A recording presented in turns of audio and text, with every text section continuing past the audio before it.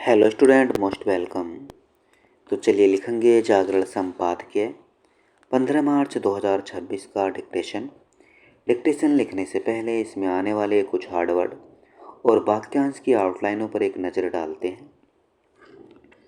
यदि आपको इसका पीडीएफ चाहिए तो आप हमारे telegram channel short hand with Vivek से इसका पीडीएफ भी डाउनलोड कर सकते हैं। टेलीग्राम चैनल तक पहुंचने के लिए इस वीडियो के डिस्क्रिप्शन में लिंक दिया है, या आप टेलीग्राम पर सर्च करेंगे शॉर्ट हैंड विद विवेक तो आपको आसानी से मिल जाएगा।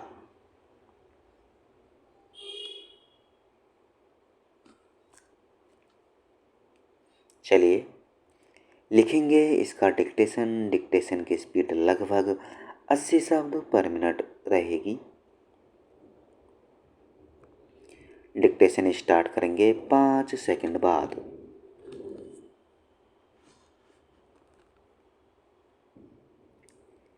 इस पर तनिक भी आश्चर्य नहीं कि अमेरिका, इजरायल और ईरान के बीच युद्ध के चलते ऊर्जा आपूर्ति का संकट उभरते ही देश में रसोई गैस की जमाखोरी और कालाबाजारी शुरू हो गई।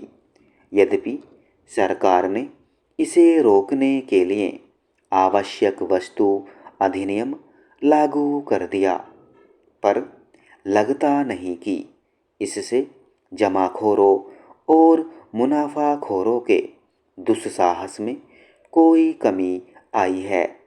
इसका प्रमाण यह है कि उनके खिलाफ छापेमारी के दौरान कई शहरों में रसोई गैस सिलेंडरों की जमाखोरी और कालाबाजारी करने वाले पकड़े गए। कई ने दर्जनों रसोई गैस सिलेंडर चोरी छिपे जमा कर रखे थे। इनमें कुछ नेता और अन्य प्रभावशाली लोग भी हैं।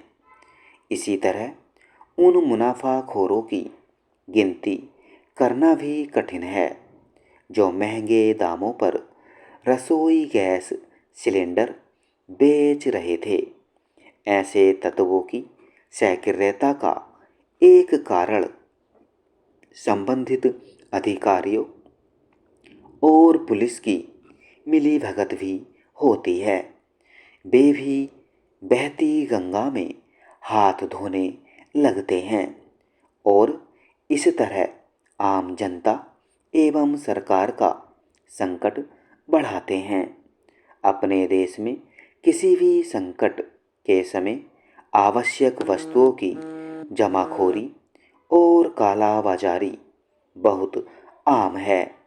कोविड महामारी के समय जब सारा देश संकट में था, तब भी कुछ दबाव के साथ कई आवश्यक वस्तुओं की कालाबाजारी देखने को मिली थी। यह भी किसी से छिपा नहीं कि अपने यहाँ कभी प्याज, कभी उर्वरकों तो कभी किसी अन्य वस्तु की जमाखोरी होने लगती है। इसका मकसद मुनाफाखोरी करना ही होता है। ऐसा लगता है कि कुछ लोग सदैव इसकी ताक में रहते हैं कि कब किसी वस्तु के उत्पादन अथवा उसकी आपूर्ति में कमी के आसार दिखें तो वे खुद को जमाखोर में तब्दील कर मुनाफाखोरी करें। आपदा को अपना धंधा बनाने वाले ऐसे लोग सभ्य समाज के शत्रु ही कहे जाएंगे, क्योंकि नैतिकता और सदाचार की कमी के चलते जमाखोरी और कालाबाजारी एक सामाजिक बुराई का रूप ले चुकी है। इसलिए आवश्यक केवल यह नहीं कि रसोई गैस सिलेंडरों की जमाखोरी और कालाबाजारी कर रहे लोगों के खिलाफ सघन अभियान चलाया जाए, बल्कि यह भी है कि उन्हें कठोर दंड का भागीदार बनाया जाए। आवश्यक वस्तु अधिनियम के तहत जमाखोरी और कालाबाजारी करने वालों पर जुर्माना लगाने के साथ उन्हें 3 महीने से लेकर 7 वर्ष तक की सजा देने का प्राविधान है। लेकिन आखिर कितने ऐसे मुनाफाखोर हैं जिन्हें 7 वर्ष की सजा मिलती है? अधिकतर तो येन केन प्रकारेण बिना किसी दंड के छूट जाते हैं या फिर मामूली जुर्माना देकर बच निकलते हैं। उचित यह होगा कि ऐसे लोगों को ऐसी कठोर सजा दी जाए जो नजीर बने। गंभीर मामलों में जमाखोरों के खिलाफ राष्ट्रीय सुरक्षा अधिनियम के तहत कार्रवाई करने के साथ ही उनकी संपत्ति भी जब्त की जानी चाहिए।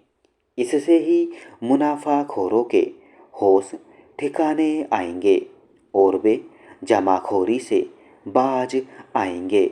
स्टॉप।